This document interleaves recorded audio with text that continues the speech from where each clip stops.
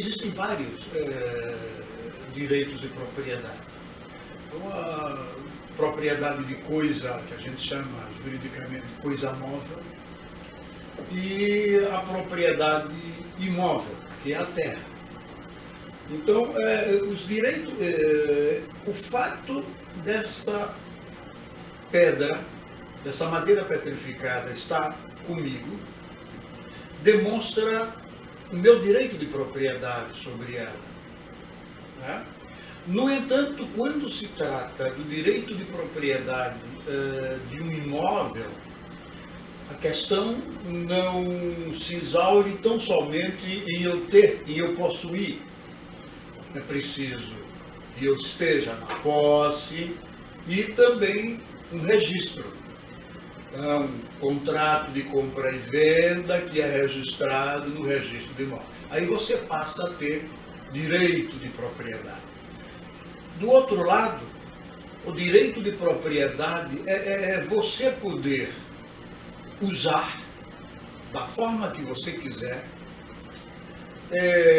gozar disso aqui como você quiser e vender, doar, fazer o que você quiser. Isso é o direito de propriedade. E essa história, para se chegar a isso, é uma história de muitos séculos.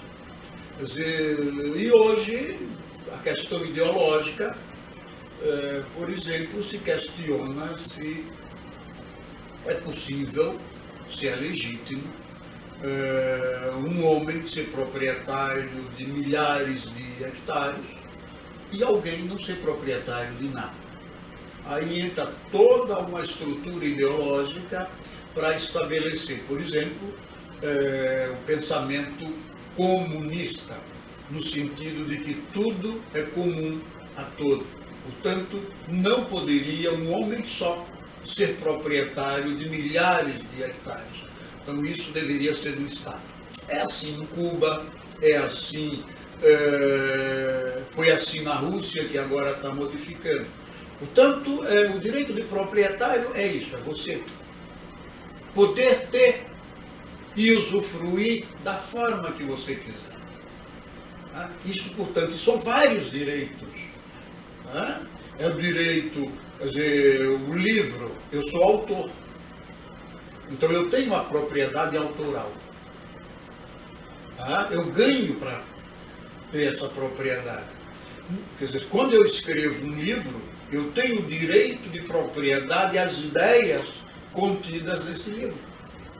Se alguém tenta me copiar, atenta contra o meu direito de autor, da propriedade de escrever, das minhas ideias. Então, o direito de propriedade é de várias. E verdade que, naturalmente, se está falando aqui, é o direito de propriedade imóvel.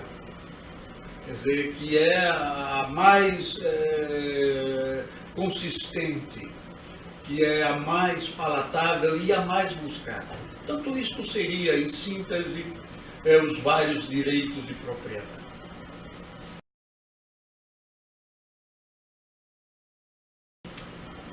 Resumindo, a questão do direito da propriedade rural, ela é importantíssima. Por exemplo, graças ao direito de propriedade que existe no Brasil, segundo informações da Confederação Nacional da Agricultura, o Brasil conseguiu produzir quase 500 bilhões de reais. Portanto, a economia brasileira não está em frangalhos. Por quê? Porque a propriedade produz, o campo produz alimentos. Então, isto é a importância do direito para a economia. Ou seja, o governo está gastando mais do que está obtendo através dos impostos. Portanto, se retira o direito de propriedade, por exemplo, se retirasse o uso, a exploração da propriedade, tu imagina o caos que seria. Portanto, há uma importância enorme com relação ao direito de propriedade frente à economia.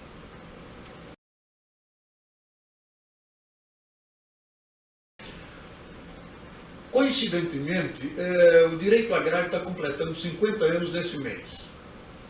Então, vocês estão aqui de uma forma coincidente quando o direito agrário completa 50 anos de vida. O direito agrário trata das relações do homem do campo com a terra. Ou seja, como é que ele deve explorar a terra? Como é que ele deve fazer um contrato de arrendamento?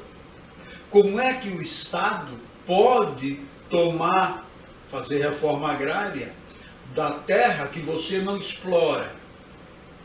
Então, o direito agrário se centra, como o próprio nome diz, é um direito que trata da propriedade agrária e de suas relações jurídicas, e que está sofrendo uma grande importância em decorrência, inclusive, do aspecto ambiental. A questão ambiental está influindo grandemente no redimensionamento, no questionamento do direito agrário. Porque antes você usava a propriedade da forma que você queria. Chega agora o direito ambiental e te restringe. Tu não pode cortar uma árvore para explorar. Por exemplo, aqui no Rio Grande do Sul, se é uma árvore tombada, você não pode, porque aquilo já é um bem público. Então você tem que, para explorar a propriedade, tem que preservar o meio ambiente. E aí entra toda uma questão que envolve a importância, o renascimento nesses 50 anos do direito agrário. Eu diria que a relação é muito íntima, porque nos meus livros eu tenho dito que o direito agrário é um direito social. Por quê? Porque o direito agrário vê a propriedade de forma diferente. Vê a propriedade não só como direito, mas também como obrigações. Ou seja, você quando tem uma propriedade, você não vai fazer da propriedade o que você quer. Você é obrigado a produzir. Então você tem a obrigação. Mas por que você deve produzir? Porque você vai produzir alimentos. E vai dar trabalho ao homem do campo. Então, a revolução do direito agrário veio exatamente para modificar a questão da propriedade. Portanto, ele veio para dar um cunho mais social à exploração da terra rural.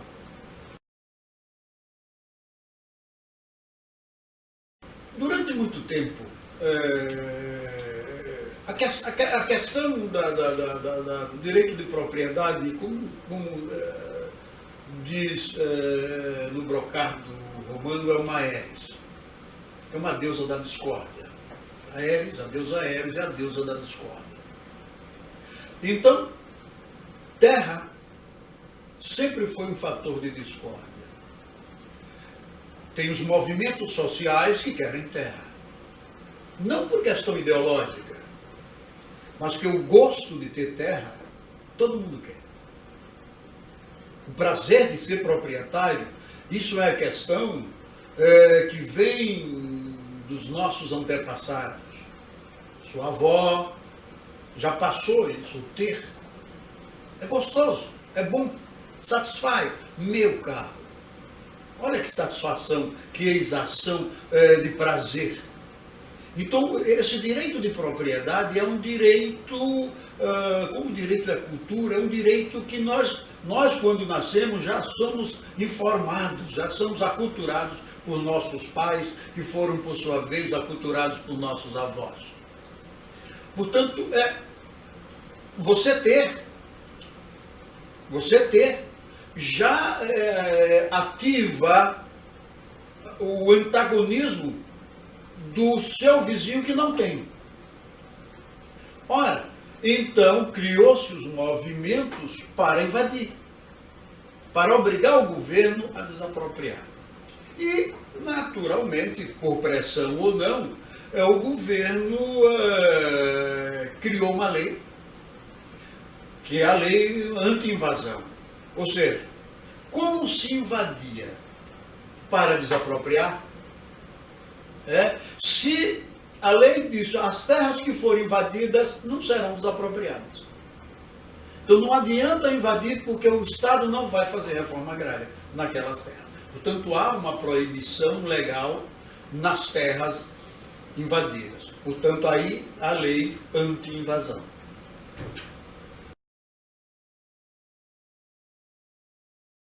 Veja bem, eu vou dar novamente um exemplo. Isso aqui é meu. Se eu me descuidar e você levar para seu lado esta madeira petrificada, que me é cara, que é da minha propriedade, portanto você tomou o que era meu. Como é que eu posso reaver isso? Me reintegrar nisso? Eu posso meter a mão e tomar. Isso se chama a reintegração a mano militar, a força. Mas nós que lidamos com o direito, nós não podemos fazer isso. Nós não podemos evitar a força.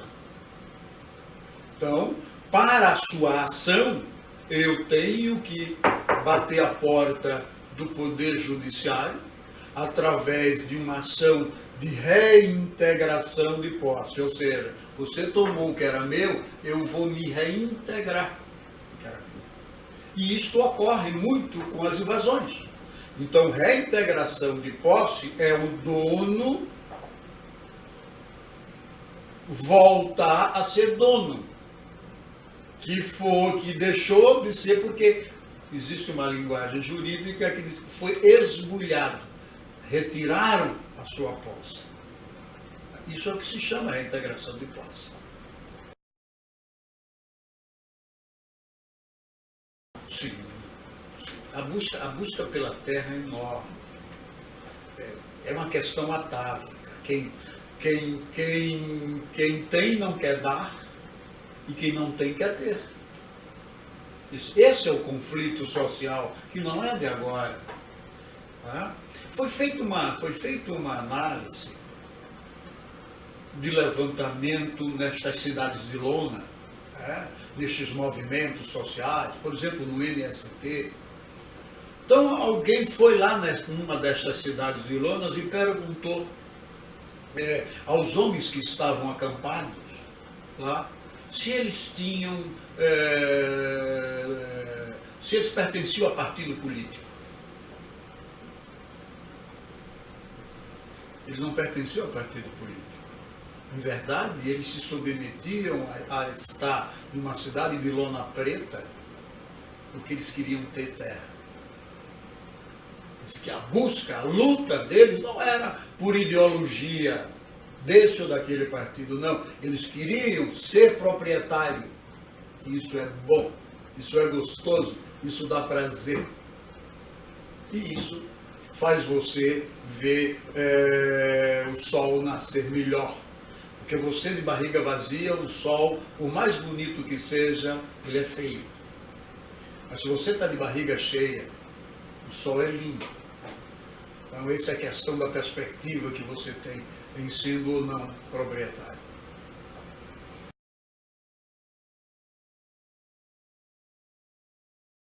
Isso é uma questão interessante. Há anos que o governo não consegue terras para fazer reforma agrária no Rio Grande do Sul. Por quê? Porque os proprietários, conscientes de que suas propriedades poderiam ser desapropriadas ou invadidas, eles fazem a sua reforma agrária. No sentido de que eu tenho 1000 hectares, tenho 3 filhos, aqui meu filho, 300 hectares para ti, 300 hectares para para ti, 300 hectares para ti. Como para se fazer reforma agrária, só se faz reforma agrária na grande propriedade, então os proprietários estão dividindo, embora eles fiquem com tudo, dividem só no papel. Então eles fazem essa divisão formal, e como a desapropriação vai pela matrícula, a grande propriedade é o número de hectares que consta lá no registro de imóvel, e aí ele lá não tem mais aquele número de hectares.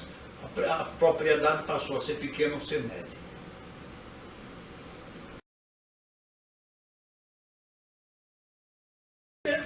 Em verdade, eu já respondi a essa pergunta. A questão é social e a questão é econômica. Ou seja, aqui no Rio Grande do Sul você não encontra grandes propriedades. Mas na região do centro-oeste e na região norte, você encontra grandes propriedades. Empresas com 50, 60, 100 mil hectares. Enquanto o vizinho ali do lado mora na estrada. Então, aqui no Rio Grande do Sul tem uma consciência política muito forte. E não bastasse isso, há uma consciência ideológica muito forte. Ou seja, sem terra, não pode ter terra, diz o proprietário. Então eu vou fazer, eu vou produzir, porque se eu fizer isso, o governo não me toma a terra. Então, lá para cima ainda tem. Lá para cima, a questão sobre... dificilmente você ouviu falar, há alguns anos atrás, sobre a morte de alguém por luta de terra no Rio Grande do Sul. Mas não raramente no norte você ouve falar. Alguém morreu porque o proprietário mandou matar. Porque lá a questão é mais árdua, a questão é mais dura, a questão economicamente é mais séria.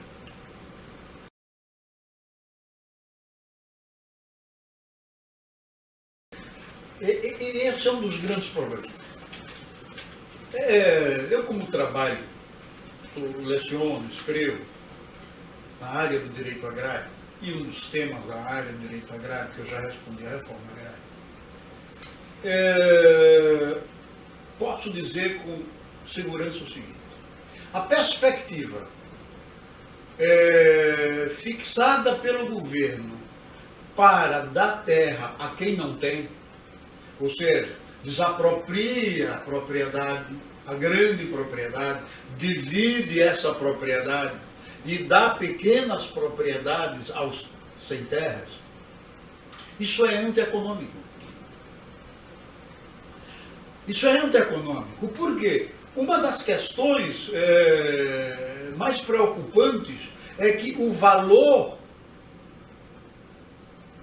para fazer reforma agrária não está só em indenizar a grande propriedade.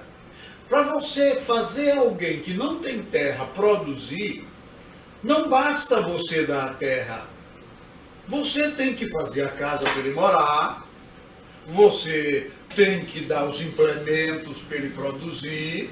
Mas que implementos? Ele vai ter 50 hectares? Ele não pode ter um grande trator? Aí vai atração animal? Mas aí ele vai produzir pouco. Nós não estamos mais na produção de uma propriedade econômica para atração a arado de animal. E a escola daquele homem que vai ali? E quem vai mantê-lo? E a sua família e saúde? Como é que fica o município que vai de uma hora para outra vai ter um aumento de população porque a propriedade foi dividida? Isso cria um problema social enorme, e médicos, e escolas. Então, a questão da reforma agrária não está tão somente em dar terra a quem não tem, que é o mais barato. Por quê? Porque o governo tira a terra do proprietário e vai pagar essa conta em 20 anos. Ele não paga à vista. Vai pagar em 20 anos. Então ele vai pagar em módicas prestações anuais. Mas para manter aquele homem que foi beneficiário da terra, ele tem que prover. Aí ele tem que ter dinheiro. Este é o fator mais caro. Portanto, o que está acontecendo hoje? Hoje, especialmente aqui no Rio Grande do Sul, especialmente ali do outro lado do Rio Guaíba, foram feitas reformas agrárias. O que está acontecendo? Nem todos são trabalhadores. Os mais capacitados estão, aspas, comprando as terras dos menos capacitados. Ou seja, a terra que foi dividida está voltando a ser aglutinada. Mas a ideia não era essa. A ideia não era essa. E mais, o indivíduo adquire um patrimônio que não era a ideia dele enriquecer com o patrimônio. Era dele ter uma propriedade para trabalhar. E o que ele está fazendo? Ele está vendendo. Daí porque o insucesso da reforma agrária como prevista na legislação e, portanto, na tentativa de ser implementada pelo governo. Há mais de 10 anos que não se desapropria aqui no Rio Grande do Sul. Por quê? Primeiro, os grandes proprietários, como eu disse, já fizeram a sua reforma agrária caseira. Aqui, meu filho, fica com esse, fica com esse, fica com esse. Tá? Transformam a grande propriedade em pequena propriedade. Segundo, você vai resolver nada. Você vai dar terra para que o indivíduo trabalhe, mas o indivíduo não trabalha. Ele está acostumado a ficar na cidade de lona. Ele está acostumado a ter Bolsa Família, a ter alimentos. Ou seja, resultado, tu dá a terra para ele e ele não sabe trabalhar. Este é o grande sucesso. A meu sentido, eu acho que, como está hoje, numa visão essencialmente crítica, não política, nem ideológica, eu acho que a questão da reforma agrária tem que ser repensada. Tem que ser tratada de outra forma, numa visão mais econômica. O Brasil está produzindo alimentos, está produzindo alimentos em quase 500 bilhões esse ano, num aumento de quase 10%, e a safra de 2015 vai bater novo recorde. Não é nas propriedades oriundas da reforma agrária. É nas propriedades lá da região de vocês, de Santo Antônio, pequenas propriedades em que o produtor trabalha. É a família inteira trabalhando. Aí sim, porque ele sabe, se explorar a terra vai responder.